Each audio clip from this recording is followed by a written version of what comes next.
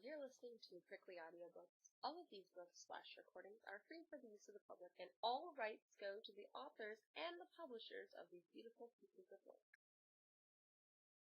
The Land of Stories, The Wishing Spell by Colfer. Chapter 6, The Dwarf Forest. I packed you some food, a couple of blankets, and a few gold coins I've been saving, Froggy told the twins, and handed Connor a sheepskin satchel. Thank you so much, Alex said. It's so kind of you. Now, when you say food, what exactly are you referring to? Connor asked, holding the satchel a safe distance away from him.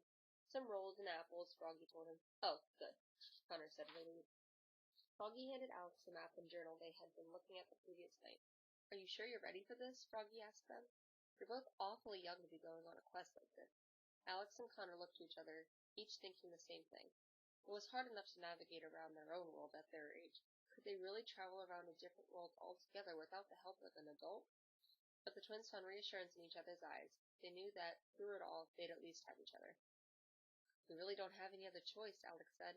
Thank you so much for all your help, Froggy. We would still be lost in the woods without you.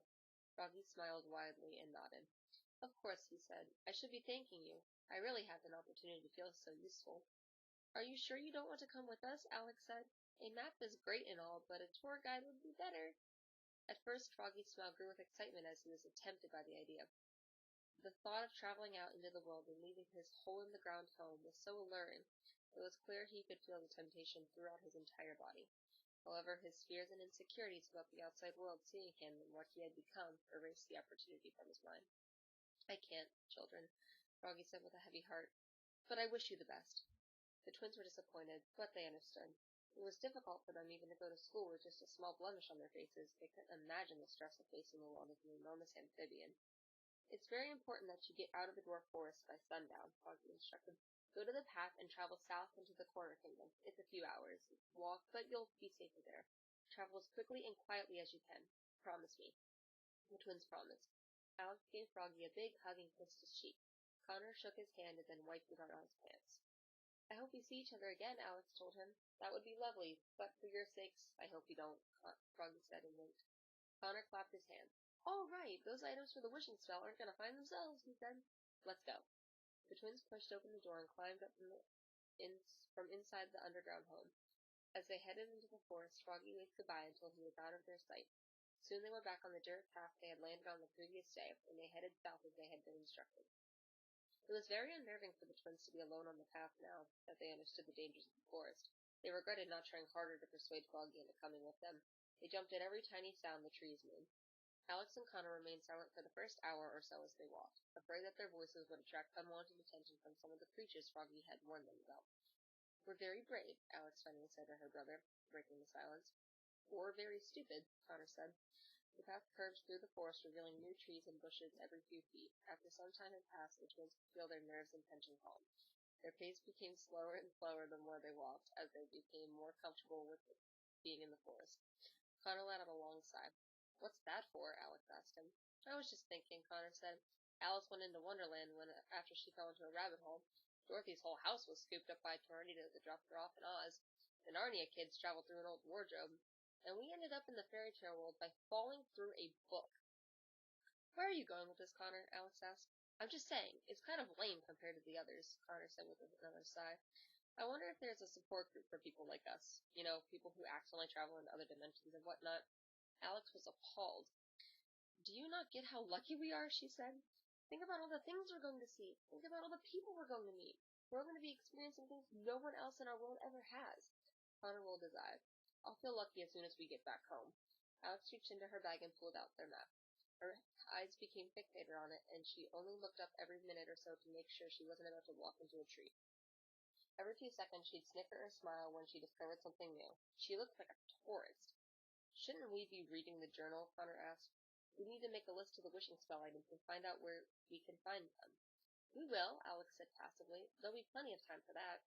Connor was getting frustrated with her. Did she not realize how serious the situation was? We need to go home, Connor said. What are we waiting for? There are just a couple things I would like to see before we go home, Alex told him. What are you talking about? Connor said, his volume and temper rising. We're in the fairy tale world, Connor. We should make the most of it while we're here, Alex said.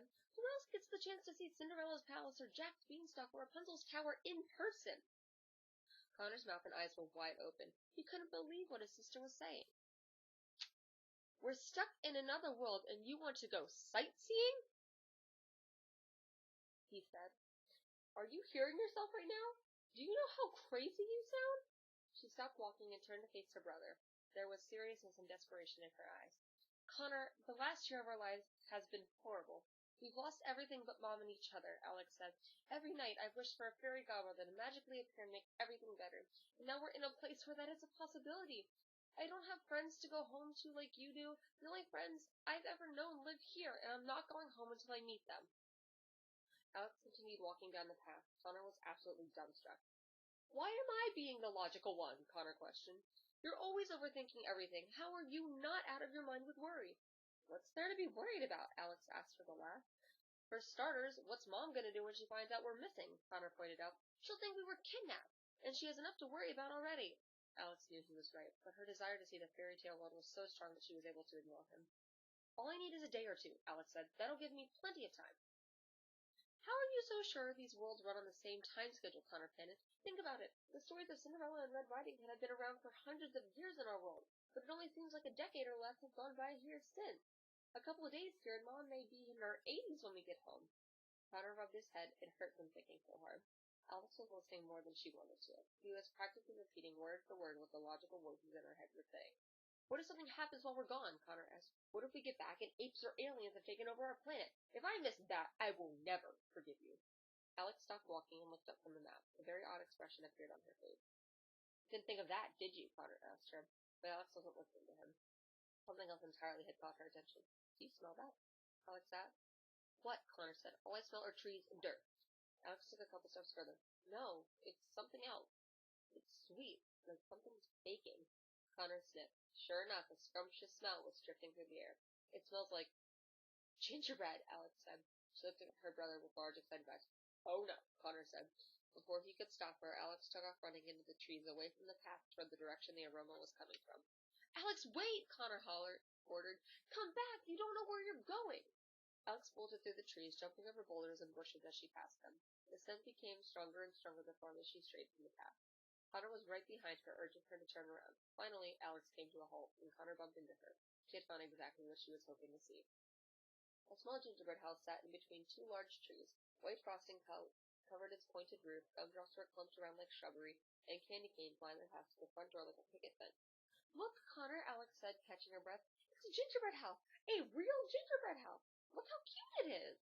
Whoa, Connor said. I feel like I may get diabetes just from looking at this place. Let's go inside, Alex said, and stepped toward the house. Connor grabbed her arm. Have you lost your mind? Do the words Hansel and Gretel cannibalism incident mean anything to you? I just want to peek inside for a second. Only 1 second. The door of the gingerbread house slowly opened. Alex and Connor froze. A large hooded figure squeezed out of the door and then raised its head to stare at the twins. It was undoubtedly a witch, and although they had never seen a real witch to make a comparison to, she was more grotesque than they ever could imagine. Her skin was wrinkled and pale with a yellowish tint. Her eyes were bloodshot and bulged out of her head. She was hunched over and had an enormous hump on her back. Hello, children, the witch said. Her voice was high-pitched and crackly. Would you care to join me for a bite to eat? It was impossible for the twins to hide their fear. They both stood still staring at her as if she were a rabid Tyrannosaurus Rex about to pounce on them at any moment. No, thank you, Alex said. We're just passing by. You have a lovely home. They slowly backed up 1 foot at a time. Wouldn't you like to see the inside? The witch asked. The inside of whom? Connor asked, and Alex elbowed him. Don't be silly, kitties. Come inside, said the witch, losing her patience. She extended an inviting, shaking hand toward them. They noticed it was covered in burn marks, perhaps from the last time she had had visitors. I thought the witch died at the end of Hansel and Gretel, Alex whispered to Connor. She got hold of a fire extinguisher after they left, Connor whispered back. They continued backing slowly away from her. Thank you so much for the invitation, but we really need to get going, Alex said. We're on a really tight schedule, Connor added. We're meeting a couple of girls for coffee in a half hour, so we better get a move on. They quickly took off in the direction they'd come, but came to a jarring stop when the witch suddenly appeared in front of them with a puff. They tried running back the other way, but the witch disappeared in front of them again with a snap. They were trapped. You aren't going anywhere, the witch said. She seemed to grow taller, and her eyes bulged bigger as her patience ran out. Now be nice little chickies and follow me inside. Alex, this is like one of those bad videos about strangers from the first grade, Connor whispered to her. Do you still have your kidnapping whistle? You don't want to eat us, Alex told the witch. We've been walking for a while, so we're really dehydrated. We're practically just skin and bone. The witch was definitely growing. Her hump shrank as her body rose higher. Your friend seems to be rather plump, the witch said, looking at Connor like a praying mantis about to strike. He has more than enough to spare. She was practically salivating. I beg your pardon? Connor was so offended. He forgot how terrifying she was. I'll have you know, I am on the edge of another growth spurt, and I always get a little pudgy before one. Connor, please don't, Alex tried, but was too late. Why do you want your victims chubby anyway? Wouldn't it be healthier if they were muscular and fit? Connor said. The witch looked to the side and raised an eyebrow. She never considered this. Her consideration must have distracted her from attacking the twins, because she began to shrink back to her normal humped shape. If you ask me, Connor continued, you should turn your gingerbread house into a gingerbread gym and health club. Alex often couldn't believe the crazy things that her brother said, but this one took the cake. What a delicious idea, the witch cackled. I'll rebuild as soon as I'm finished with you. The witch began to grow again. This time her mouth opened wide and a set of jagged teeth grew out of it. She was going in for the attack. Alex screamed, wait! With her hands covering her face, she said, you owe him! The witch recoiled into her smaller form. I owe him? She asked. Yes, isn't that how it works? Alex said. He presented you with an idea, and now you owe him a wish. A wish? The witch asked. A wish? Connor asked. Alex nodded convincingly. The witch grunted. Yes, the happily ever after has only just enacted a new law, Alex said, looking on the tips of her toes. Any witch presented with a good idea must return the favor by granting a wish. Yeah, said Connor, going along with it. Don't make Mother Goose fly down here. She'll let her geese loose on you, and some of them lay golden eggs, and that can't feel good.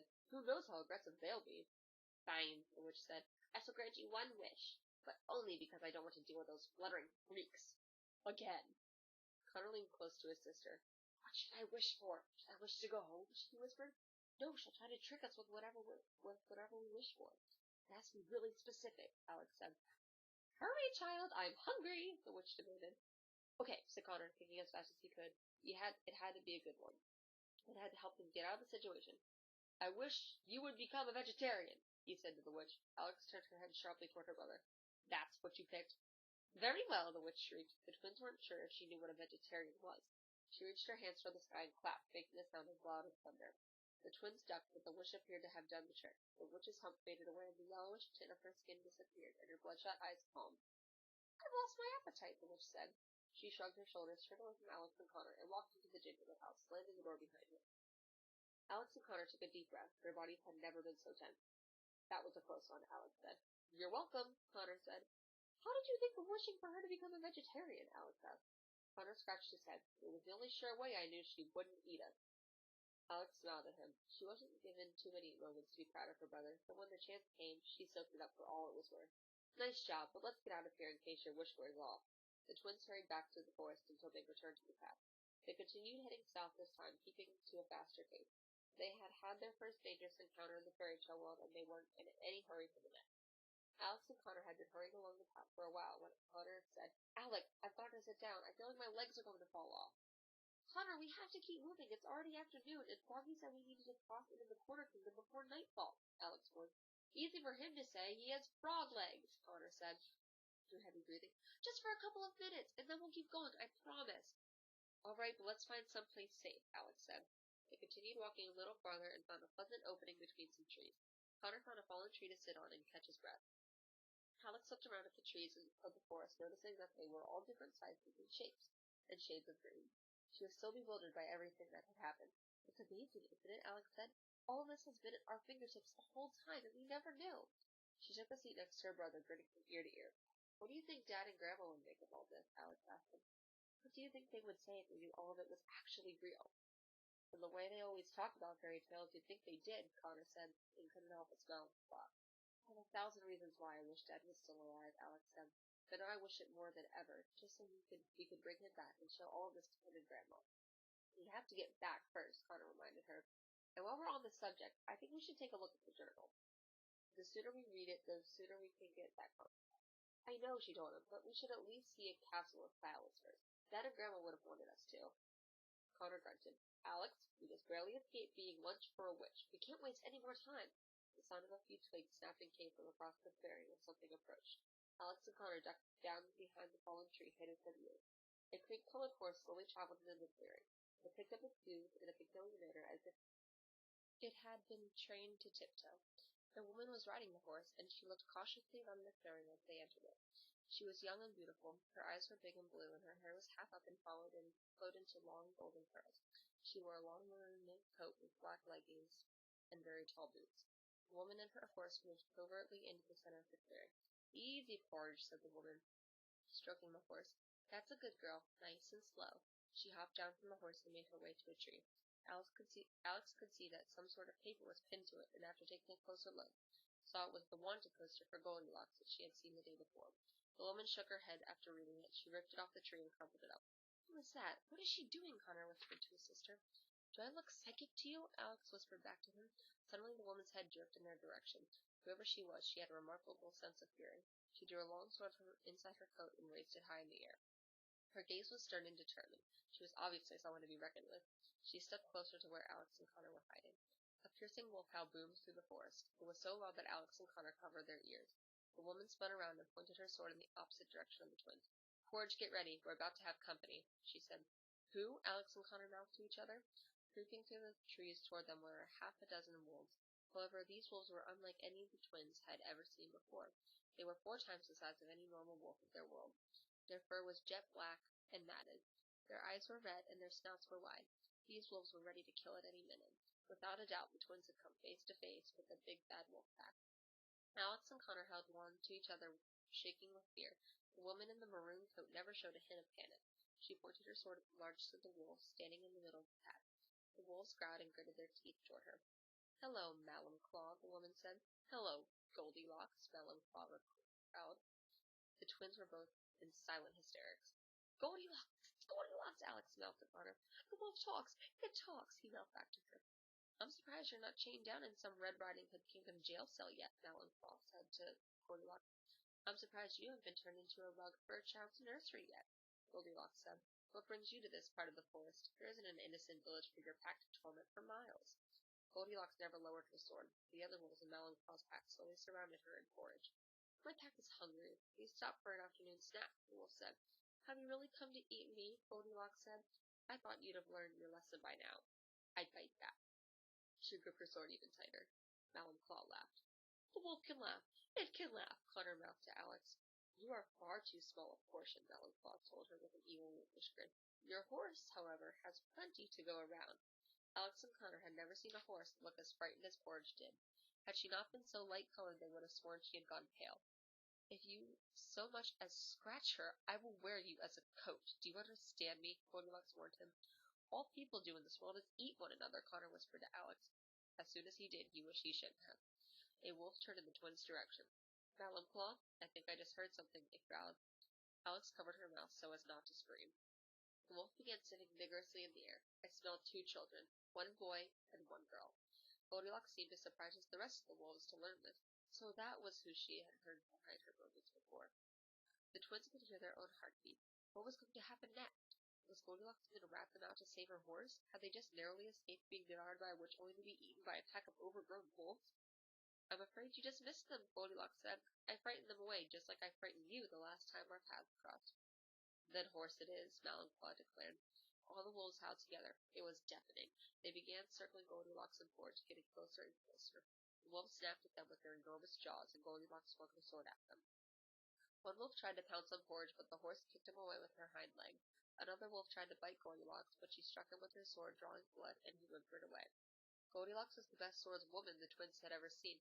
Any time one of the wolves got so much as a claw close to her or her horse, she was quick to shield them. Porge wasn't so bad herself. She wasn't shy about kicking away any wolf that was too close for comfort. A wolf leaped and sank his claws into Porge's back. The horse bucked to free herself. In one quick slice, Goldilocks chopped one of the wolf's paws off. He limped into the forest, howling in pain. 2 wolves teamed up on Goldilocks. One leaped toward her, and she tripped over the other one. Her sword flew into the air and landed close to where the twins were hiding. Goldilocks was on the ground, unarmed. The wolves were closing in on her, and the force going in for the kill. "Catch!" Connor yelled, and tossed the sword straight to her. Goldilocks swung it hard at the wolves, closing in on her, leaving large gashes in their muzzles. "Retreat!" Malum-Claw ordered his pack. "No snack is worth all of this trouble." The wolves stampeded through the forest, growling and howling in anger, letting the rest of the forest know they were on their way. "Until we meet again, Goldilocks," Grandpa Cloud called out as he disappeared into the trees with the rest of the wolves. Goldilocks got to her feet and put her sword away. She was out of breath, and now that the enemy had left, much more vulnerable than she had shown in combat. She petted Forge's nose and dabbed the horse's wound with the fabric of her coat. "Good girl, Forge," Goldilocks said. She turned and faced the fallen tree. Alex and Connor were hiding them. "You can come out now," Goldilocks said. The twins were hesitant at first. Then Connor popped up and exclaimed, "That was awesome!" "Connor!" Alex said, popping up beside him. "That was one heck of a fight," Connor continued. "You know, at first I really thought they had you. I never expected a girl and a horse to be any match for 6 hungry wolves. But you impressed me. Where did you learn to fight like that?" Goldilocks was not amused by his enthusiasm. "When you've been on the run as long as I have, you pick up a few tricks here and there." She turned around and remounted her horse with a jump. "So is it really you?" Alex said. "Are you really Goldilocks? The woman wanted dead or alive for all her crimes?" "Don't believe everything you read," she said sternly, and then pulled on Forge's reins and galloped away. But she only traveled a few feet before she steered Forge back to the twins. "Thank you for your assistance," Goldilocks said. Connor nodded. "Here, take this, in case you need it." Goldilocks reached into the side of her boot and pulled out a silver dagger. She tossed it to the ground. "Now get as far away from here as possible. Those wolves will be back sooner than we expect." And with that said, Goldilocks and Forge galloped off into the forest. Alex and Connor stood motionless, watching her ride off out of sight. "That was amazing," Connor said. He retrieved the dagger from the ground and put it inside their satchel. As terrifying as that was, it was kind of nice to see another human for a change. "We'd better get out of here," Alex said, "and this time we aren't stopping until we know we're out of the dwarf forest." Connor couldn't agree more. The twins continued down the dirt path, running this time. They had experienced more danger today than they had ever experienced in their entire lives. Unfortunately for them, it wouldn't be their last encounter with Goldilocks, the big bad wolf pack, or the dwarf forests. End of chapter.